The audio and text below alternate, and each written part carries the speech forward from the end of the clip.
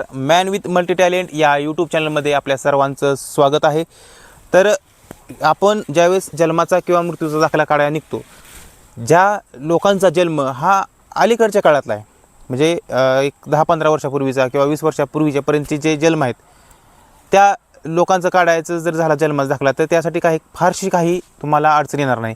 किंवा मृत्यूचा जरी दाखला काढायचा झाला तरी आपल्याला काही अडचण येत नाही, कारण त्या लोकांचे जे आधार कार्ड आहेत किंवा वोटर आय डी आहेत, ही गोष्टी आपल्याकडं त्या मृत्यू झालेल्या व्यक्तीच्या असतात. त्यामुळे आपल्याला शक्यतो म्हणजे त्याची जी कागदपत्राची जी कमतरता आहे ही भासत नाही.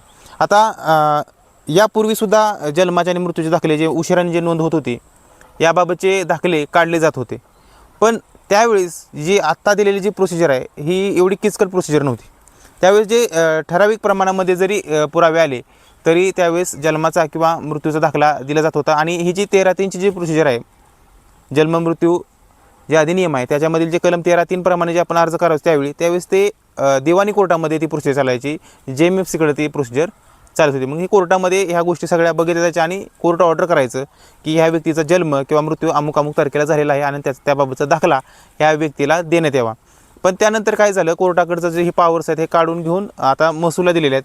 महसूलला दिल्यानंतर मध्यंतरीच्या काळामध्ये मालेगावसारख्या ठिकाणी जरा जन्माचे दाखले आहेत ना, हे चुकीच्या पद्धतीने काढले गेले